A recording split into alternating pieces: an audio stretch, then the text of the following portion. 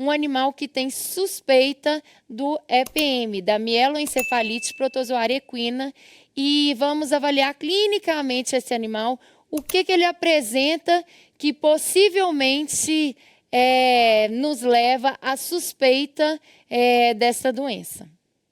Nós vamos mostrar agora um caso clínico de um animal com queixa de uma alteração musculoesquelética, de uma claudicação nos membros posteriores, e o proprietário relatou presença de gambás na propriedade.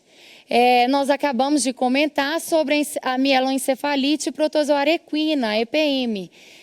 Logo, sempre quando tem uma alteração musculoesquelética, eu já comentei, nós temos que, sim, fazer o diagnóstico diferencial para as doenças nervosas.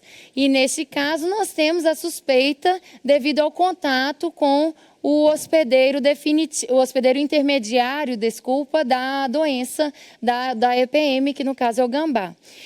Uma das alterações da EPM, dependendo do grau de acometimento deste animal, é o acometimento do nervo facial. Se a gente observar esta égua aqui, ela não tem alteração, ela não tem assimetria de face, nem de narinas, ela não tem pitose de pálpebra, nem pitose de orelha. Quando a gente avalia a função musculoesquelética dela, quando a gente avalia tronco e membros, coloca ela de lado para mim, por favor. Desde tronco eu vou avaliar dorso-lombo, a reação, observem que ela é reativa, então ela se apresenta absolutamente normal aqui, ela é reativa aos estímulos. Quando eu levanto a cauda, eu observo que ela tem tônus de cauda, sim, ela tem uma resistência quando eu levanto a cauda e também ela tem resposta ao estímulo anal.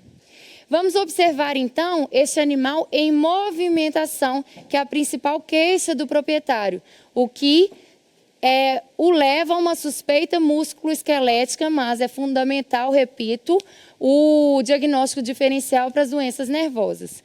Observamos este animal em movimento.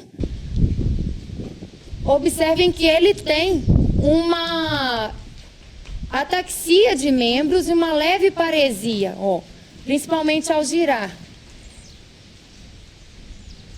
Observem o jarrete desse animal, ao se movimentar, ele se movimenta para fora, ele abre um pouco o jarrete.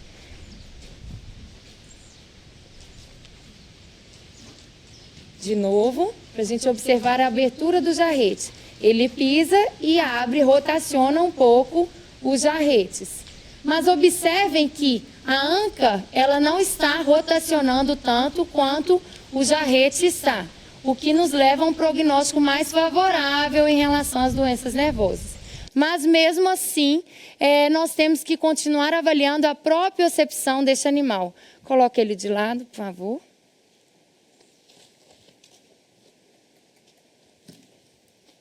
Vamos observar a reação dele quando eu coloco o meu peso. Rapidamente, ele acha o seu centro de equilíbrio. Vou colocar o membro anterior cruzado com o outro membro. E ela rapidamente voltou num tempo menor do que 1 segundo. Isso é um bom sinal. Vou fazer uma pressão contralateral.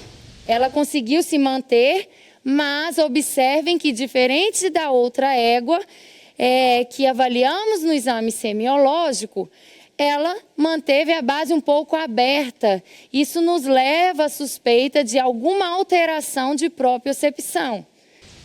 Observe aqui, ela tem mais dificuldade em se manter estática quando eu pressiono. Vou agora tracionar a cauda e observar de lado.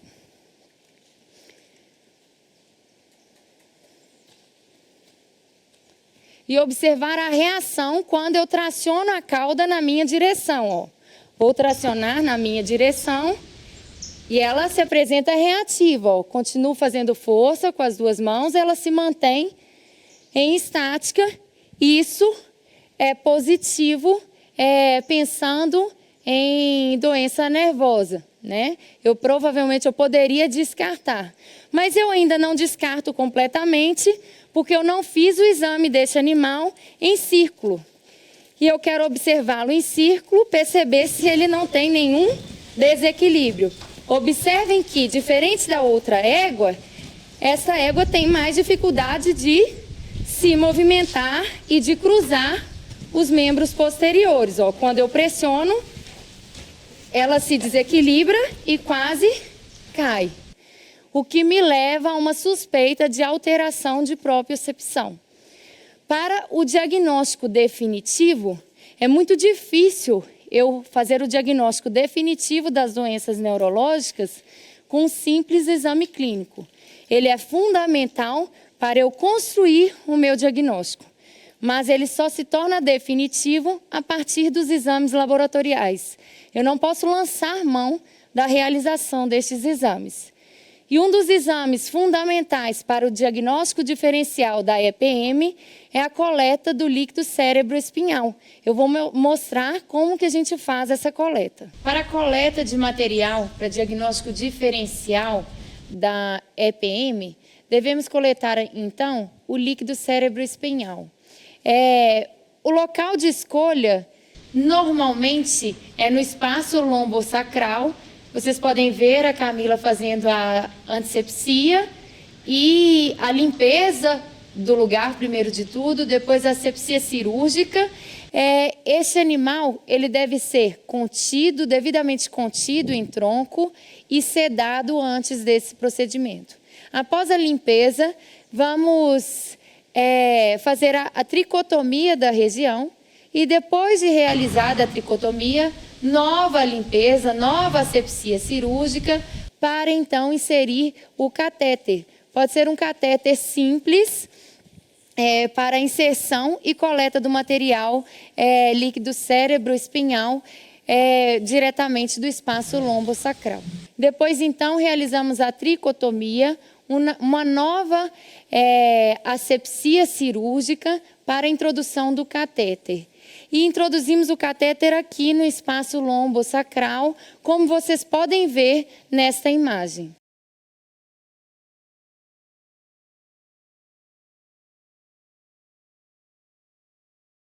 Depois de realizada a coleta do material, enviamos para o laboratório para pesquisa de anticorpos contra o Sarcoidosis neurona, que é o agente etiológico da doença. E assim fazemos o diagnóstico definitivo para a EPM em caso de positivo na pesquisa dos anticorpos. No mesmo espaço lombosacral em que fizemos a coleta para o diagnóstico definitivo, a coleta do líquido cérebro-espinhal para o diagnóstico definitivo da EPM, é o mesmo lugar que temos acesso para a administração do soro antitetânico em caso de paralisia dos músculos intercostais. Então, normalmente, recomendamos esta via com uma menor quantidade, uma menor concentração do soro antitetânico, como vocês podem ver aqui. Então, temos o mesmo acesso da figura e injetamos o soro diretamente ali. Em média, injetamos 100.000 unidades internacionais do soro antitetânico neste espaço lombosacral.